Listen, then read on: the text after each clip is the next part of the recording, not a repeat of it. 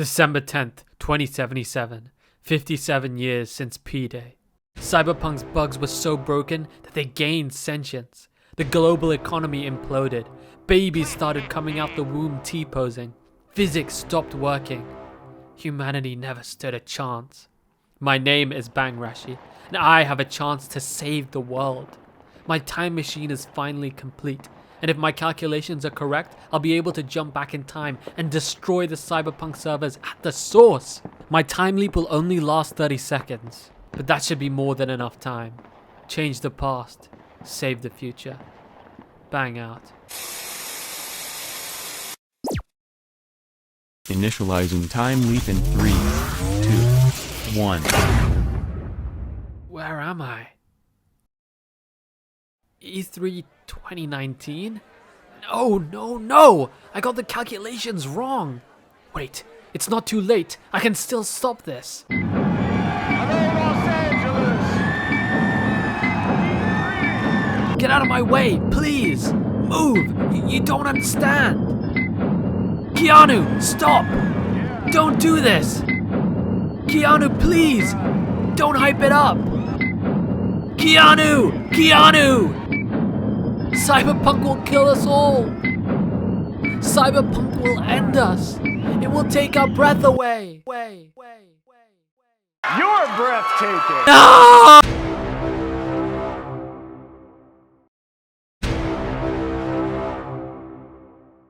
The year is 2011. The date is the 11th of May.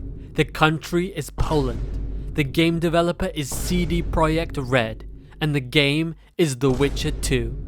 Assassins of Kings. The Witcher 2 is a really good game. The critics liked it, I liked it, and the Gamer Republic liked pirating it. Even President Obama got in on the act. Despite all of this alike, The Witcher 2 didn't exactly set the world on fire. Its launch lacked fanfare. It was more of an underground hit. Witcher 2 was the kind of game that gaming hipsters would make fun of you for never having played. While it wasn't a smash hit, Witcher 2 was an important milestone for CD Projekt Red. For a company that got their start translating games into Polish. So how'd you get your start? Releasing a game of Witcher 2's quality put CD Projekt Red on the map. It got us thinking that CDPR might have the secret sauce. The year is 2015. The country is the internet.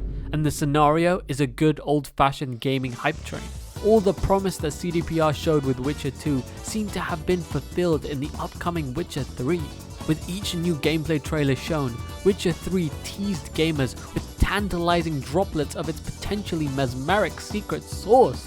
Unlike Witcher 2, Witcher 3 had a lot of fanfare. This was CDPR's first truly hyped up AAA release. And on the 19th of May, gamers found out if the hype was real. Yes it was. Yeah, baby! That's what I've been waiting for. That's what it's all about. The Witcher 3 is a special game. CDPR not only continued their persistent improvement as game developers, they fucking quantum leaped their way into making a video game GOAT contender. The Witcher series made the journey from hipster heaven to mainstream mega hit. Along the way, CDPR even converted console dude bros into Slavic fantasy lovers. I just want to give my perspective of why, to me, I bought the game, okay? Why I really don't feel like it's going to go the distance. This game succeeds within the world that's been created here. I am becoming a more intelligent, more functional human being because of this. It's important to remember the context of the AAA gaming landscape when Witcher 3 released. In 2015, AAA gaming was smack bang in the middle of its transformation from dude bro paradise to microtransaction-filled open world dystopia. In the same year that Witcher 3 released, Bethesda, once considered goats of the Western RPG, released Fallout 4. Listen, Fallout 4 isn't an awful game, but it's one of those experiences where if you stop and actually think about things, if you poke holes in the story or the game mechanics, you realize that at the end of the day, it's quite a shallow experience. When you poke holes into The Witcher 3, you get more details, hidden quests, and excellent writing. With the rise of the open world trend, many AAA games were as wide as an ocean but as shallow as a puddle. Witcher 3 wasn't. Witcher 3 was deep. 5 inches deep in your When CDPR released two $20 expansions for Witcher 3 that were not only as long as entire AAA games, but were also just certified banging experiences, so many of us started to really believe in CDPR. We believed that they could save AAA gaming. It felt like CDPR were the shonen protagonists of their own video game development battle anime. The people wanted to know what CDPR's next game would be. They wanted to know which weapon Projekt Red would use in the battle to save gaming. It turns out that this game, this weapon, had actually already been announced. This game was Cyberpunk 2077.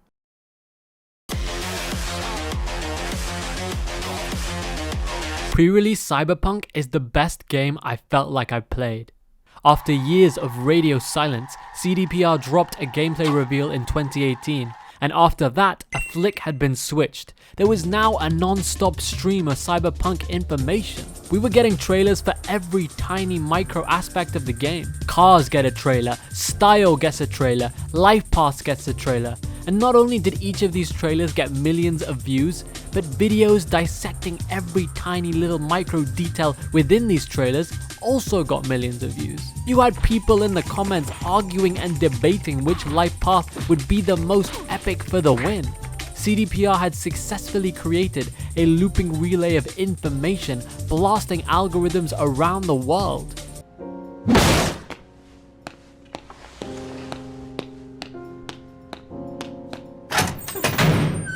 The game felt so real. With every new video I watched, it more and more felt like I was already in Night City.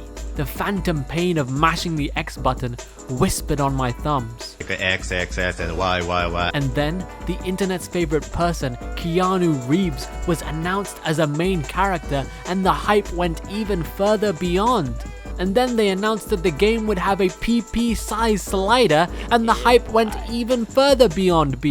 You'll be sucked. Elon Musk is totally gonna tweet about this. Ah!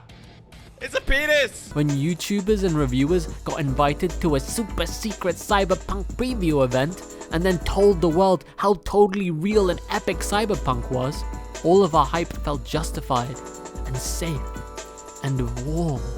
Everything CDPR were advertising had to be legit. It just had to be. That was legitness. Amidst the endless hype train were a metric ton of delays. Cyberpunk 2077 has to be the most delayed game of all time. Yeah, every time it was delayed, of course you had your classic internet hater hurling hatred at CDPR. But honestly, the train was never derailed, because each time CDPR delayed the game, they kept emphasizing just how much they believed in quality.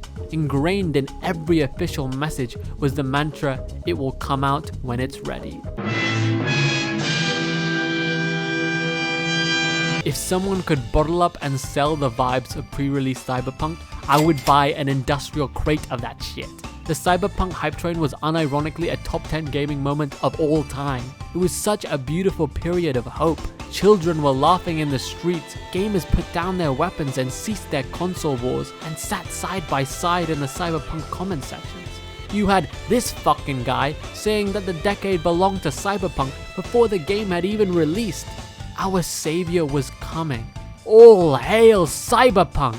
As Cyberpunk's release date approached, there were murmurs of the console versions not performing too well. Fear crept into the hearts of us believers.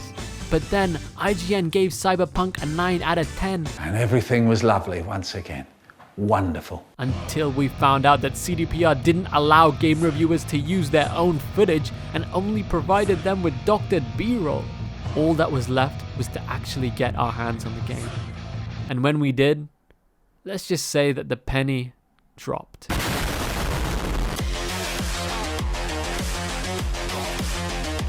I would like to introduce you to my old friend, Shit Hitting the Fan. Let's take Shit Hitting the Fan, then let's kill his parents in front of him, and then stuff him into a cannon and fire him into space, and then nuke him, and then gather up his irradiated ashes, put them together, and then fire him with gamma rays. That is the version of shit hitting the fan that appeared when the public finally got their hands on Cyberpunk 2077. Born too late to explore the Earth, born too soon to explore the galaxy, born just in time to play Cyberpunk 2077. It's mind-blowing after binge-watching this channel that they've invested so much money and time on this. Hats off to y'all. This game's going to be a banger. This whole game needs to be a masterclass in how to properly produce a game. I've loved CDPR since Witcher 1 and this video only confirms my love and trust in them. They take things seriously and with heart. Thank you CDPR for being what you are. The whole company is amazing, actually caring about small details and the players. This is a game that deserves pre-ordering, no questions asked. At launch, Cyberpunk was perhaps the most broken game of all time. If you didn't have a $10,000 PC, good luck on trying to run this thing, buddy. You want to talk about FPS? You want to talk about frames per second? Ha! More like fuck piss shit. You remember that dynamic and interactive open world from the gameplay demos? Yeah, say hello to a world where the NPCs have no faces. Say hello to a world where all the NPCs can do is duck.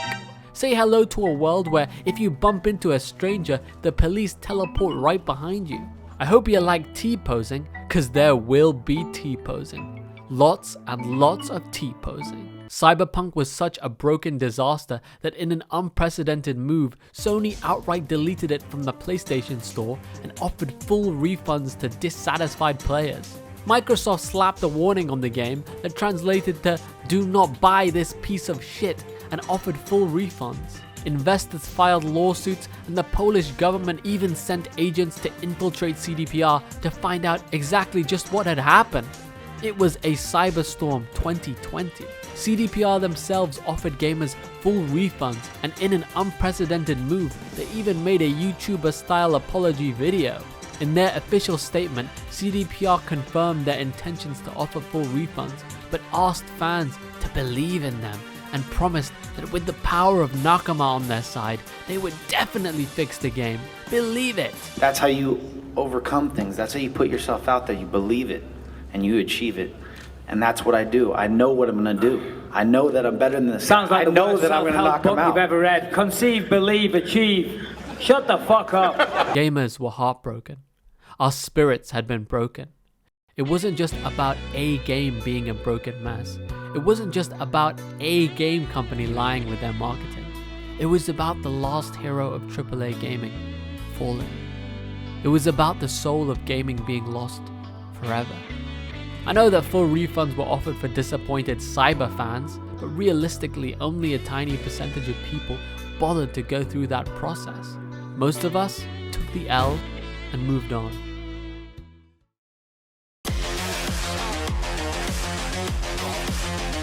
When I was 19, I worked as an intern at a pretty big movie production company. And the thing that shocked me most about movie production was how much paperwork was involved. Making these big budget movies is honestly an insane undertaking. There's so many moving parts. So many different parties and interests must be managed.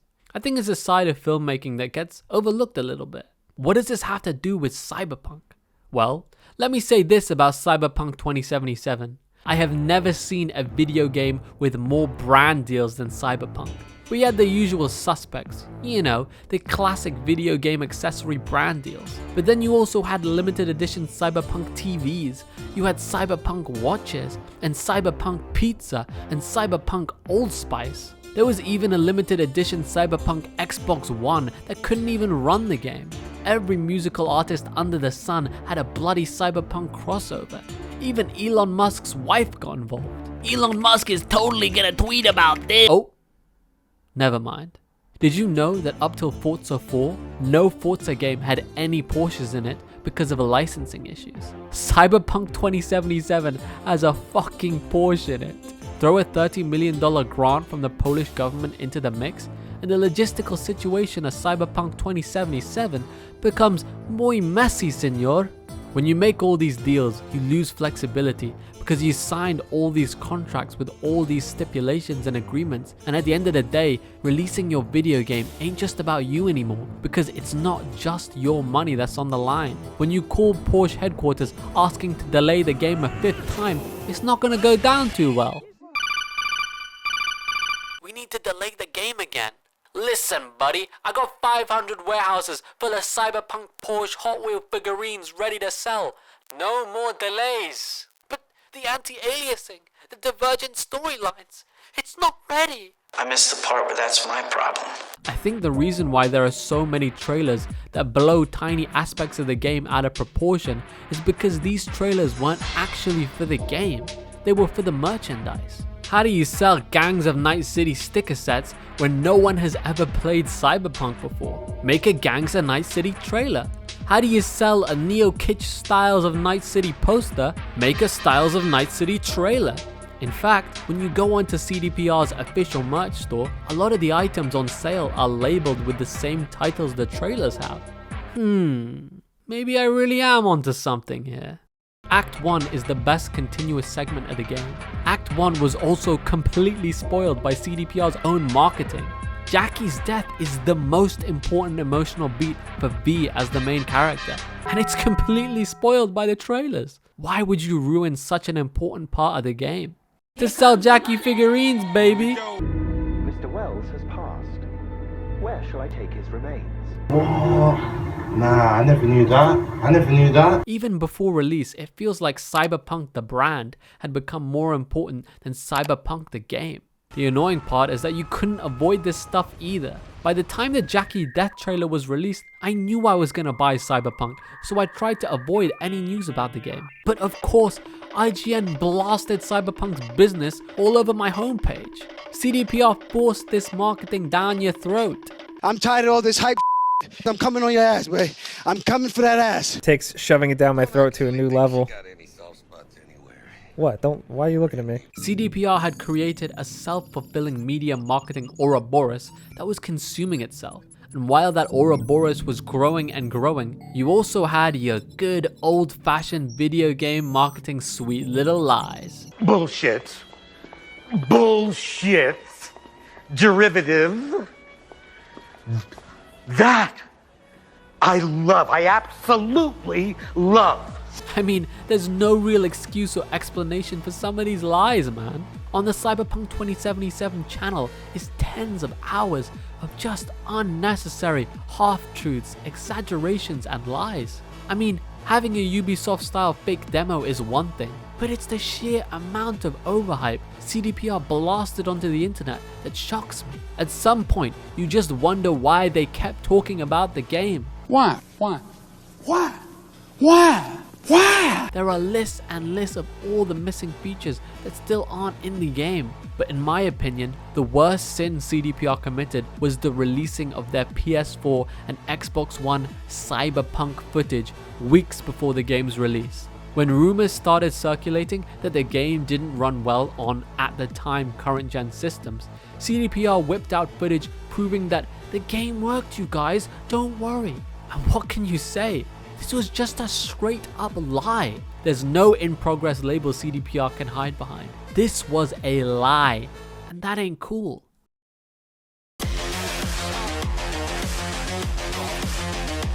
Has Cyberpunk redeemed itself? Kinda. Like I said, a lot of those promised features are still missing. CDPR did add purchasable apartments though, so that's nice.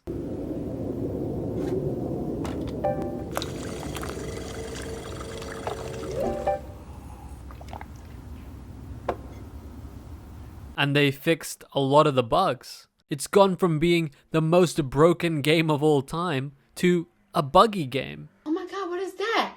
Oh my god! What is that? In the 2 years since Cyberpunk's release, nothing much has been added, but almost everything has been refined. I mean, look at this world. This is a refined world of beauty. Cyber beauty. Okay, now slow down. The problem with Cyberpunk is that Beyond all the bugs and the broken promises, Cyberpunk always had some major flaws baked deep and deeper inside of its framework. Cyberpunk is a game that gets a lot of the fundamentals wrong. Let's talk about loot. Cyberpunk's loot system is not a system. Throughout the game, you pick up hundreds of guns, but in reality, there are only like 10 guns that are repeated hundreds of times. It's annoying. Instead of having hundreds of identical guns, why not just have 10 guns that the player can customize and equip with different mods? Let's talk about exploration. In Cyberpunk 2077, there is no exploration. You drive around Night City, and then when you're near a quest, you get a phone call, and then the map tells you exactly where to go and what to do. 99% of your interactions with the world are navigated through your damn phone. You want to buy a car? I'm going tax! You want to know the thrilling conclusion to an epic side quest storyline? Have some blue balls, son, because you're only going to find out what happened in the message. You want to procure some news from Pan Am Palmer? Message.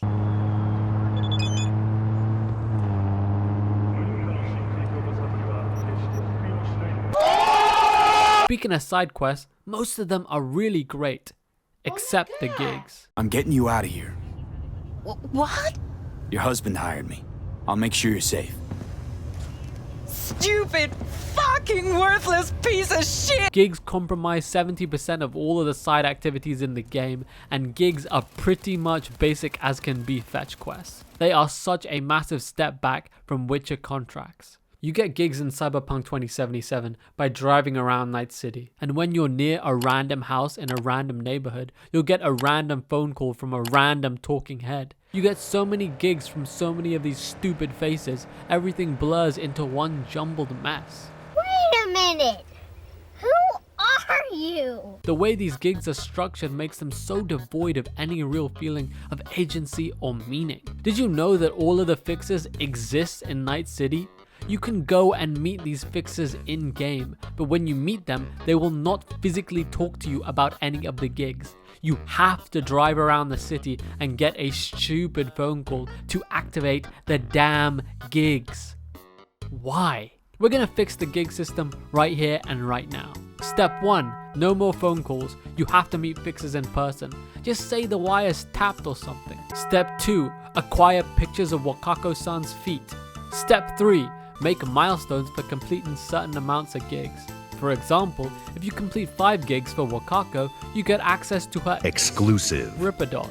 And then, if you complete 10 gigs for her, you get access to some world premiere cyberware. And then, if you complete 15 gigs for Wakako-san, you get to lick her feet, and voila! Night City feels much more organic and interactive. Let's talk about choice. It would be unfair to say that there are no choices to be made in Cyberpunk, but I think it is fair to say that a lot of times it feels like there is only the illusion of choice. Identify yourself. I don't have time for this, sir. Hanako Arasaka is expecting us. Stay where you are. Oh, couldn't be worse. Backup will get here in seconds. I'm from IOC. Abernathy's initiated Protocol 4 procedures. Need to make sure every facility in Night City is secure. Abernathy? The woman who committed 2 days ago. What? Stay where you are. Oh, couldn't be worse. Backup will get here in seconds. Is everything... It's an illusion. One of the sins of Cyberpunk's marketing that I failed to mention earlier was what kind of game Cyberpunk was presented as. CDPR heavily marketed this game as a be anyone, do anything game, but it's not. Cyberpunk is at its heart a pretty linear action adventure game. Cyberpunk's plot fundamentally works as a straight line, and so, when you are given the chance to branch out with different choices, the game has to push you back into the true timeline, thus making your choices feel pointless. Do you want to be Corpo V? Psych, you're a street kid. Do you want to be Nomad V? Stay mad, cause guess what? You're a street kid. Do you want to be Street Kid V? Congratulations, you picked the right choice. In the story CDPR were trying to tell, V is V, and V is a street kid. There's nothing wrong with a game having a linear story, but when you have choices slapped on top of said linear story, it feels kinda awkward. Now let's look at Witcher 3. In The Witcher 3, for almost the entire game, the plot is just find Ciri. So you can do whatever the hell you want in whatever order, and as long as you find Ciri, everything can still kinda make sense because the overarching plot is so open and vague. At the end of the day, what happens in Velen stays in Velen. The Witcher 3 has a branching story. Cyberpunk 2077 has a story with branching endings. With the non-gig side quests too, it feels like CDPR had specific stories they wanted to tell. So a lot of the choices you can make in these side stories pretty much boil down to press X to end the side quest early. Bastards control everything, but me, I get to decide when I go. I do. Tell Regina that too. Not gonna break, not like her. That loaded.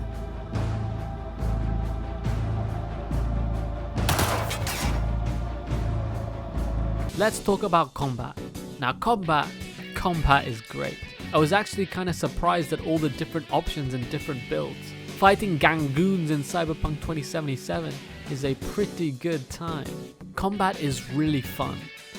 Until it isn't. This game is easy. Like, way too easy. For my main playthrough, I opted to be a netrunner. I just couldn't resist the idea of ramming my thick USB into bad guys' tight little hard drives. At first I was loving it, sneaking around, slamming whatever cyberware I had into my enemies, sometimes avoiding cameras, sometimes not avoiding cameras. Enemy encounters had a really good balance of the player having to think on their feet and also plan things out strategically. But before I knew it, I stopped having to think about anything anymore. Midway-ish through the game, the power to challenge ratio falls off a cliff. No matter what build you go for, at some point you will be a high enough level to just completely annihilate any enemy hideout without breaking a sweat. Being OP is fun for like 10 minutes.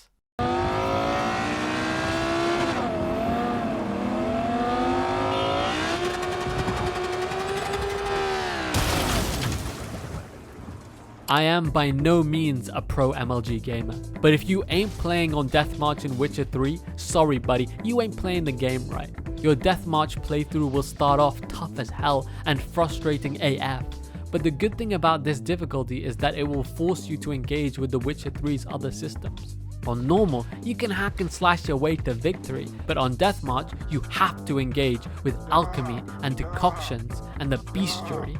Once you sink your teeth into those subsystems, the difficulty will hit this beautiful sweet spot. Witcher 3's difficulty forces you to engage with more of its systems. In Cyberpunk 2077, even if you crank the difficulty up to ultra hard, the most simple strategies are the most powerful. Once you've leveled up high enough, the short circuit one-shot or silencer pistol headshot are just too easy and too convenient for the player not to use. You have to actively go out of your way to use all the admittedly dope cyberware and quick hacks. It's a shame. Part of the reason why Cyberpunk's combat becomes too simple and too easy is the lack of enemy variety. In Witcher 3, a big reason why the combat stayed fresh was its vast array of different enemy types. Witcher 3's combat is in fact built around the idea of forcing the player to approach different enemies in different ways. If you're fighting a griffin, apply griffin oils to your blade. If you're fighting a woman, coat your blade with the sacred oils of virginity. And if you're fighting your urge to lick some feet, slather some oil onto those bad boys and lick them anyway. A little bit spicy. In Cyberpunk, you only fight the same brainless enemies again and again. And the boss fights, they just plain suck. You look like a cut of fuckable meat. What's your profanity? I think part of the reason why people believed the outrageous claim CDPR made for Cyberpunk 2077 was because CDPR had never not massively improved game after game. We thought Cyberpunk would be another quantum leap after Witcher 3's quantum leap. Cyberpunk 2077 is definitely a CDPR game, but it's a new approach that CDPR have never tried before. And instead of its systems being a huge step up from Witcher 3, in truth, almost all of those systems, while they aren't terrible, have regressed. In a lot of ways, Cyberpunk the game is as wide as an ocean, but as shallow as a puddle.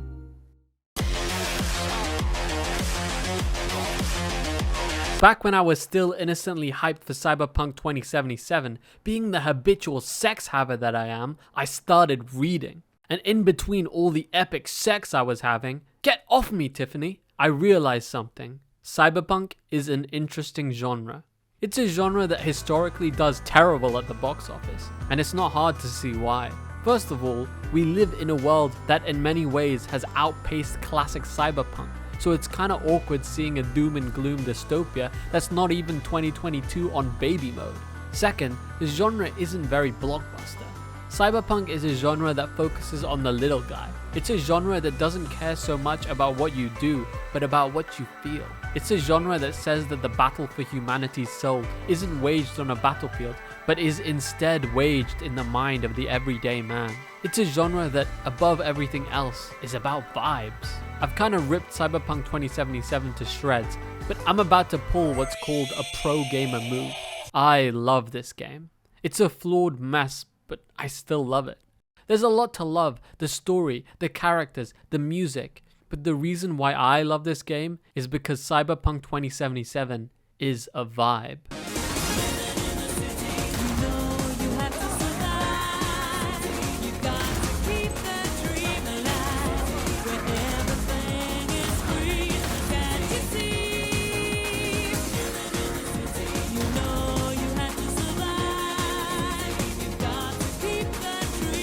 You'll be sucked. Just like Cyberpunk the genre, Cyberpunk the game's best moments are moments of quiet contemplation. Moments when you're just cooking jambalaya and thinking about life. Moments when you're sat next to the homey river, gazing at the moon and thinking about life. To us. Whoa! Sorry, I thought...